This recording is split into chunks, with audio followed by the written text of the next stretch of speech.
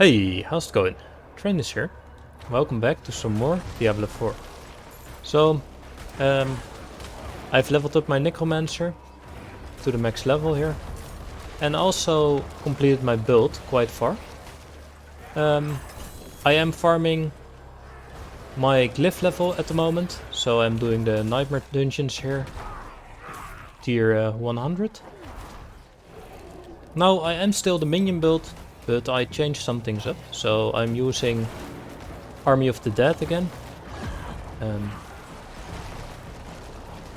But also I'm using the Blight passive now. I switched from a two-hander to a one-hander, so I will get more attack speed and have more defenses now. So basically, yeah, I'm using Blight now. So cast your Blight, also your Blood Mist, and yeah, once the Shadow over time damage kicks in, it will deal massive damage.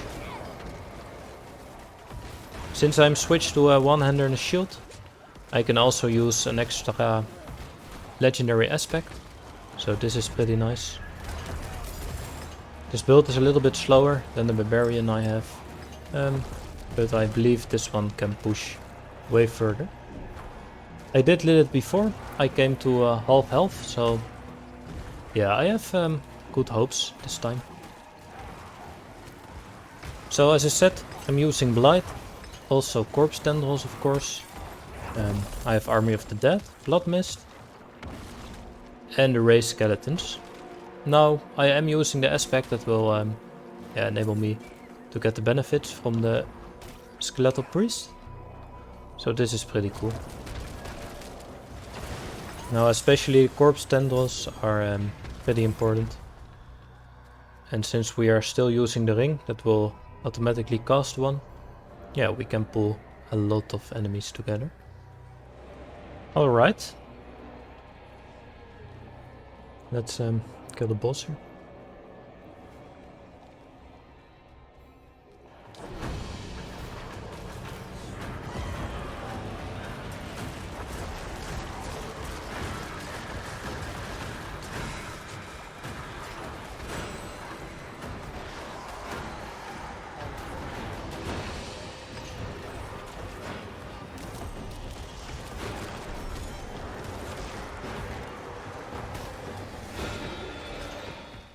Alright, so let's level this one up. Doesn't really matter which one first. Alright, let's have a look at the skills, the items again, and also the Paragon Boards, because I changed quite a bit. Just pick 2 points in basic skills. Doesn't really matter, because we are not using any. So I picked up the Blight here, with Enhanced Blight. And also this one, just for the extra damage for your minions. Pretty good one. And this also helps you with your with your passive here. Also this one of course for the more corpses. Picked up the Blood Mist for the extra defense. I had 1 point to spend, so this is why I put the second point into here. I have the Corpse Explosion. Now I am not using this one on my bar, but because my Blood Mist will automatically enable Corpse Explosions on nearby corpses. Yeah, this is pretty good combo, I think. Also good to remember the Ghastly Blood Mist, just for the extra corpses.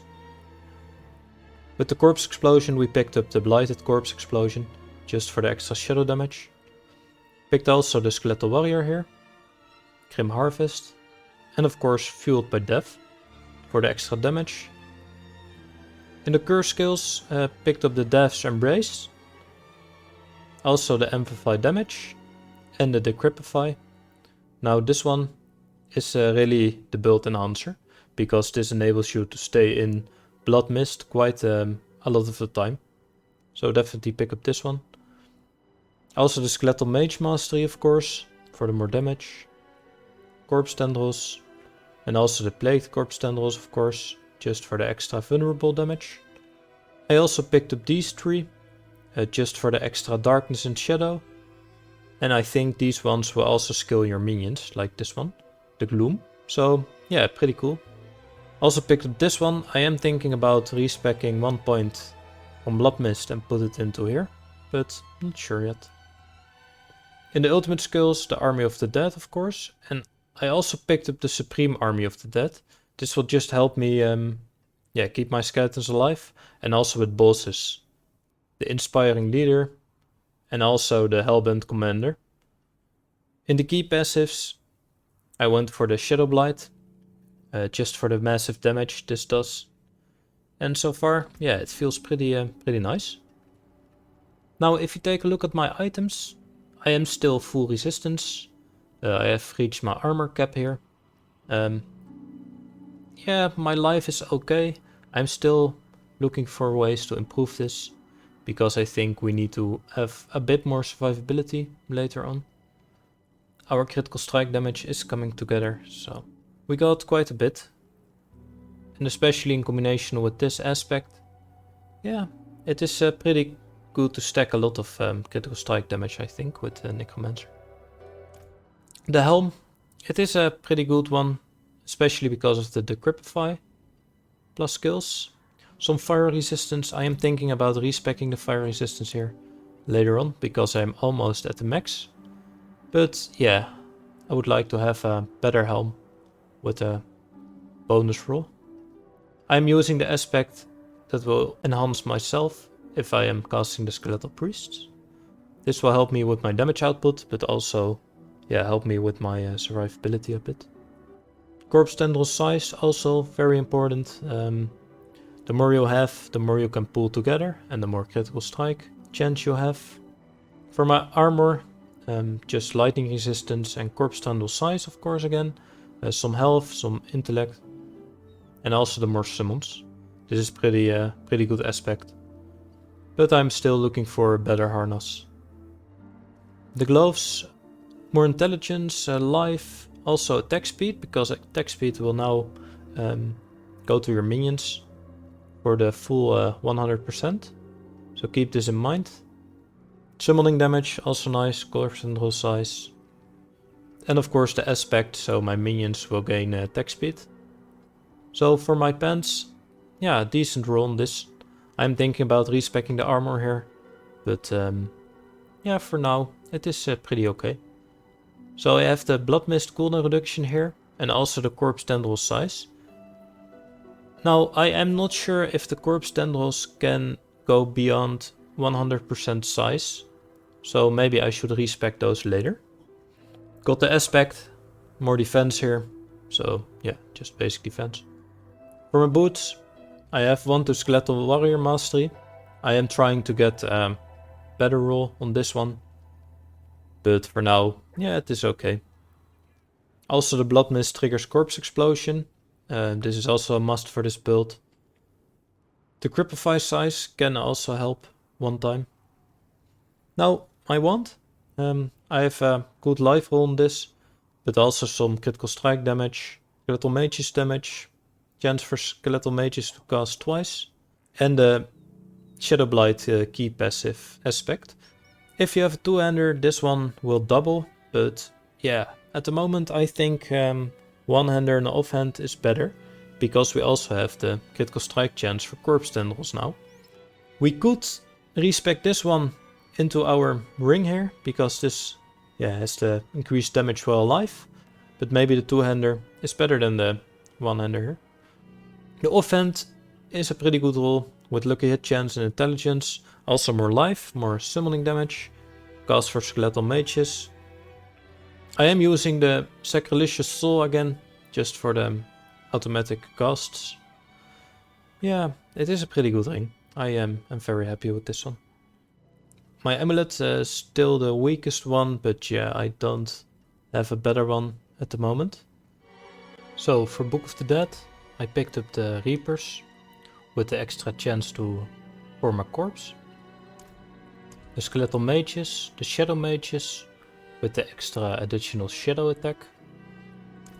And I sacrificed the Golem for the more critical strike damage. I think this is pretty good, but maybe I will switch up to the Golem later, because the Golem can also deal massive damage. Now for my Paragons, I made a big change. This is just because I think the Glyph sockets are very good to pick up if you have the chance. So I picked up the Gravekeeper here, just for the extra corpse damage, and all rare nodes in range increase. I am not sure if I should replace this one to another location, but maybe I will do this later. Also picked up the Death Razor again, of course, with increased radius again, so all of these nodes will be higher level. The Cult Leader. Then I went for the Flesh Eater here. Picked up the Amplify here, because I'm always doing the curses. Also picked up those two, just for the extra resistance. And also the damage to elites. If we go up here, I went to the Scent of Death board. Just picked up this one, Control, with Death marked here. And also the Preservation here, just for the extra damage to crowd controlled enemies. We also have this one, more critical strike damage, also more damage to healthy enemies. I also picked up the Wither board. Now, I don't really need the legendary here, so this is why I only picked up the Glyph socket. This is also at maximum range, so more shadow damage over time, and also my minions deal more damage to enemies affected by shadow damage over time. Then I went to the Bone Graft, don't really need the legendary node. Picked up the Glyph socket, the Exploit, more vulnerable damage.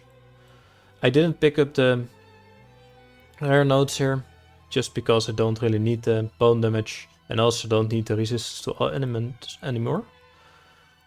And the last board I picked up was the Blood Bath. So I just purely picked this one up because I had a Glyph socket. So picked up the mages. So the mages will deal way more damage. And also picked up the more damage for Fortified, because we have the little passive here. So we will get a lot of Fortified. But so far, it looks pretty strong. As I said, I am still leveling up my gems at the moment, so I will level up these ones also to the max level very soon. And then I will try Lilith again. So we'll come back to that later. But for now, thanks for watching. If you enjoyed this build, I recommend seriously checking it out, because it plays very fun, especially with the controller. And also this ring is pretty awesome. So definitely check it out for yourself. But for now, thanks for watching, and I see you in the next one. Bye.